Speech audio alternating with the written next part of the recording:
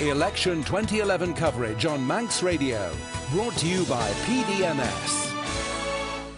13.5 minutes past 8. We head south now for our second election candidate of the morning to Castletown, the seat of the outgoing Chief Minister Tony Brown, where a Castletown high school teacher has made it a five-way contest. Jason Moorhouse has taught economics, business and geography at the school for the past 16 years. Good morning, Mr. Moorhouse. Good morning. Fast becoming a free-for-all down there. How can you make a difference, do you think, over your other four candidates? I think basically my key unique selling point is my economic background. I trained to be an economist, went to London School of Economics. That's where my expertise lies. And looking at the economy at the moment, it could be very useful. You're a teacher. Do you see behaviour in the House of Keys sometimes as similar to that in some of your classes? I think we're quite lucky. Castletown behaviour is very good at the moment, and we've got some interesting systems which involves removing the naughty children. Perhaps that could be incorporated. You've taught in Castletown for 16 years, yet you live in Onchan. Would you move to the town if elected? Definitely, yeah. I'm only living in Onchan at the moment because really the house price issue, which is quite a key thing that seems to be coming through. But, you know, if I was to be successful, definitely. What are your priorities? What are Castletown's priorities, more importantly? Castletown seems to have several issues. The key one seems to be one of development. The population has been the same since 1984.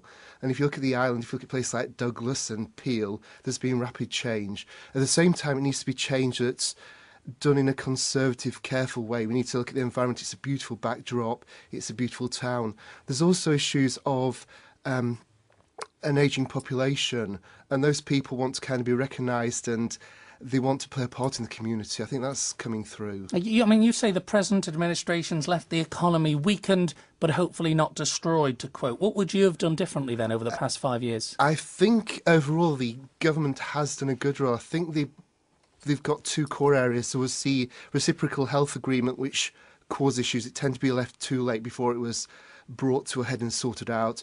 And the other one has been the VAT issue. Again, do you think we could have lobbied harder? Definitely, yeah.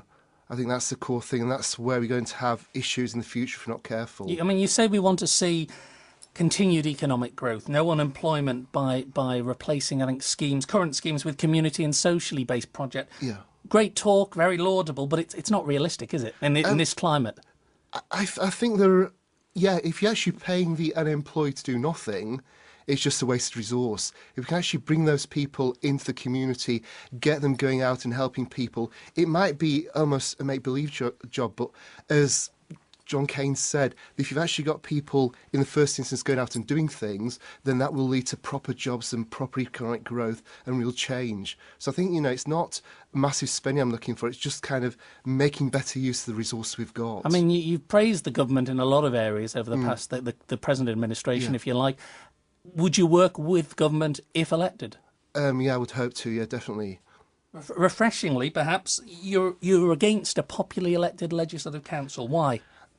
I feel that it reminds me of when I kind of studied politics at university and we looked at the House of Lords. And there's that issue that if you've got some independent body that's not there having to look at the people, not having to look at the voters, not looking at up-and-coming elections, that's bringing people in from a variety of backgrounds, people that aren't necessarily politicians, that's going to be good. And it's not going to cause the conflict that could potentially occur if you've got two areas of people being voted in. Castletown, of course, the outgoing Chief Minister in Castletown. Who would you like to see as the island's next Chief Minister? It's a difficult one, but I feel it's got to be someone with a good economic background. That narrows it down quite significantly. Yes. Jason Moorhouse, thank you very much for your time this morning. Thank you.